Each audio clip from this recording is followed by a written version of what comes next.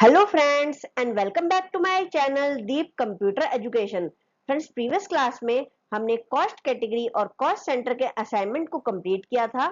आज की क्लास में फ्रेंड्स हम एक नया टॉपिक स्टार्ट करने वाले हैं जिसका नाम है बैंक रिकंसिलिएशन स्टेटमेंट यानी कि बीआरएस। फ्रेंड्स, आज हम इसके बारे में थोड़ा जानने वाले हैं, तो आइए चलते हैं, आज की क्लास स्टार्ट करते हैं। ओपन कर लेंगे इसको।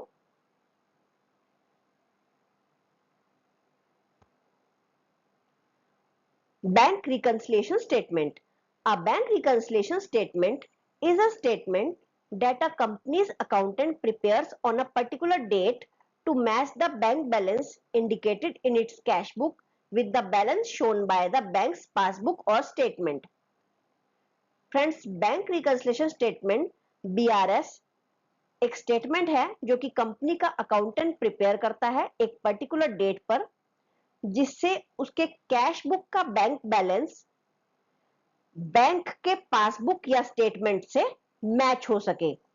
यानी कि वो अपनी कैश बुक जो कि उसकी कंपनी की होती है उसके साथ वो बैंक की पासबुक और स्टेटमेंट को मैच करने के लिए बैंक रिकंसिलिएशन स्टेटमेंट, हिंदी में कहें तो बैंक समाधान विवरण तैयार करता है। The statement contains a record of all the deposits, withdrawals and other financial activities with the bank over a certain period of time. ये स्टेटमेंट में सभी तरह के डिपॉजिट्स के रिकॉर्ड, विड्रॉल्स के रिकॉर्ड और अदर फाइनेंशियल एक्टिविटीज जो कि बैंक के साथ होती हैं वो नजर आती हैं। अब आगे बढ़ते हैं। Causes of difference in BRS. BRS में डिफरेंस के फ्रेंड्स कारण क्या होते हैं वो हम देख लेते हैं। एरर्स अ बैंक और अ बिजनेस मेक, गलती हो सकती है या तो बैंक से या फिर बिजनेस से, कंपनी से, किसी भी तरह की गलती की वजह से बीआरएस में डिफरेंसेस आ सकते हैं। Next, time difference in recording and entry. Entry को रिकॉर्ड करने में टाइम का डिफरेंस भी बीआरएस में डिफरेंस का कारण बनता है। जैसे कि या तो कंपनी ने रिकॉर्ड कर लिया जिस एंट्री को बैंक ने रिकॉर्ड नहीं किया, या फिर बैंक ने रिकॉर्ड कर लिया जिस एंट्री को कंपनी अभी तक रिकॉर्ड नहीं कर पाई है। तो टाइम डिफरेंस की वजह से बीआरएस में डिफरेंस आ सकता है।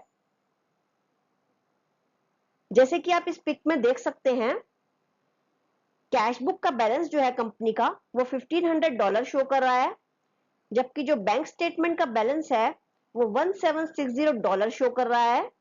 तो इसमें बेसिकली जो डिफरेंस है $260 का इन दोनों बैलेंसेस में, इनको मिटाने के लिए ही एक अकाउंटेंट कंपनी में बैंक रिकंसिलिएशन स्टेटमेंट तैयार करता है।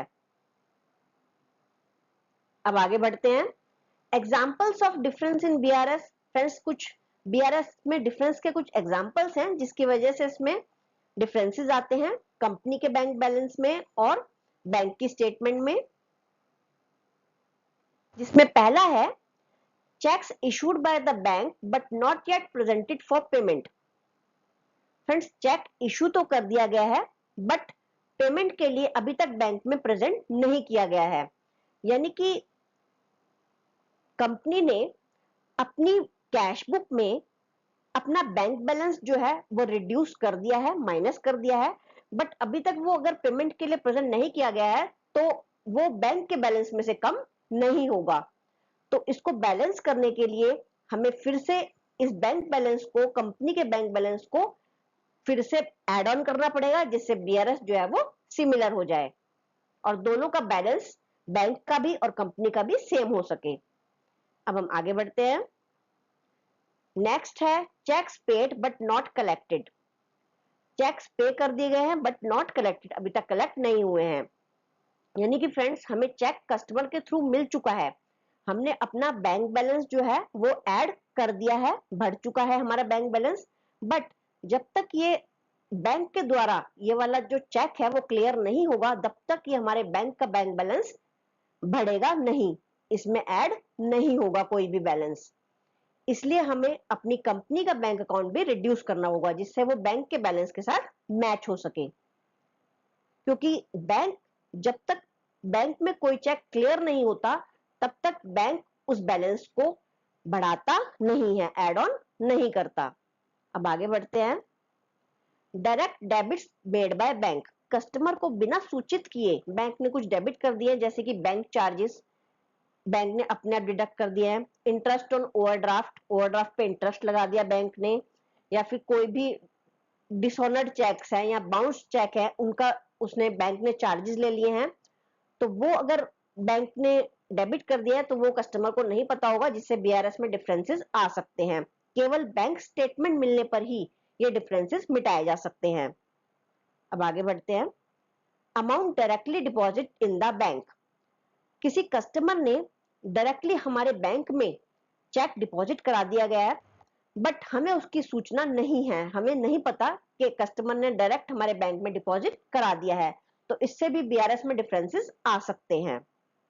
Next, interest collected by the bank, bank के थ्रू हमें इंटरेस्ट कलेक्ट हुआ है जो हमारे बैंक में बैंक वालों ने क्रेडिट कर दिए हैं, बट हमें उसके बारे में पता नहीं है, हमें तब पता चलेगा जब हमें बैंक स्टेटमेंट रिसीव होगी, तो इससे भी हमारे बीआरएस में डिफरेंसेस आ सकते हैं। डिसऑनर्ड चेक्स, हमने कस्टमर से चेक रिसीव करा है और उसमें हमने कैश बुक में अपनी बढ़ा दिया है हमारा बैंक बैलेंस, बट डिसऑनर होने की वजह से वो पेमेंट हमें नहीं मिलेगी क्योंकि कस्टमर का चेक जो है वो फेल हो गया है, तो इससे हमारा बैंक बैलेंस दोबारा से रिड्यूस हो जाएगा, तो इस वजह से भी बीआरएस में डिफरेंसेस आ सकते हैं। आप देख सकते हैं इस पिक में बैंक स्टेटमेंट यहाँ पे and business cash at bank account, ये दोनों अगर इक्वल नहीं है यानी नॉट इक्वल हैं, यही बैंक रिकंसिलिएशन इस डिफरेंसेस को एक्सप्लेन करता है। अब आगे बढ़ते हैं। Purposes of bank reconciliation statement, bank reconciliation statement का पर्पस क्या है, हम बैंक रिकंसिलिएशन स्टेटमेंट क्यों बनाते हैं। बैंक रिकंसिलिएशन स्टेटमेंट तैयार करने का पहला उद्देश्य है getting detailed visibility into cash availability, company के पास कितना कैश है इसकी पारदर्शिता को जानने के लिए बीआरएस तैयार किया जाता है। Next, accurate financial reporting, accurate financial reporting को करने के लिए बैंक रिकंसिलिएशन स्टेटमेंट तैयार किया जाता है। नेक्स्ट, फ्रॉड डिटेक्शन, किसी भी तरह की धोखाधड़ी का पता लगाने के लिए बीआरएस कंपनी तैयार करती है, क्योंकि इसमें कंपनी अपनी कैश बुक को बैंक की पासबुक के साथ मैच करती है, जिससे किसी भी तरह का फ्रॉड इजीली पता लगाया जा सकता है। Next, faster financial close, company इससे जो अपनी बुक्स ऑफ अकाउंट्स को मंथ एंड में क्लोज करती है, उस फाइनेंशियल क्लोज को वो जल्दी से बीआरएस के थ्रू कर सकती है। नेक्स्ट, सीमलेस ऑडिट्स, बिना बाधित यानी कि बिना रुकावट के ऑडिट इसके माध्यम से आसानी से हो सकती है, यानी कि कोई भी कंपनी का ऑडिटर इजीली बीआरएस के माध्यम से अपनी ऑडिट्स को आसानी से कर सकता है। आप देख सकते हैं इस पिक में जो कंपनी का अकाउंटेंट है उसने हाथ में पासबुक लिए हुए है और वो इस पासबुक से अपनी कंपनी की कैश बुक को मैच करते हुए एक बीआरएस तैयार करता है। बैंक स्टेटमेंट के थ्रू भी ये करा जा सकता है, क्योंकि आजकल जो बैंक्स हैं वो ऑनलाइन बैंक स्टेटमेंट प्रोवाइड करते हैं, उसके थ्रू और कंपनी की कैश बुक को मैच करके भी एक बीआरएस तैयार किया जा सकता है। तो ये कुछ पर्पसेस है बैंक रिकंसिलिएशन स्टेटमेंट को तैयार करने के। तो ओके फ्रेंड्स, आज की क्लास में सिर्फ इतना ही। नेक्स्ट क्लास में हम बैंक रिकंसिलिएशन स्टेटमेंट को प्रैक्टिकल तरीके से समझने वाले हैं। आपको आज का वीडियो पसंद आया तो please like, share and comment this video, and इसी तरह की इंफॉर्मेशनल वीडियोस को देखने के लिए don't forget to subscribe my channel.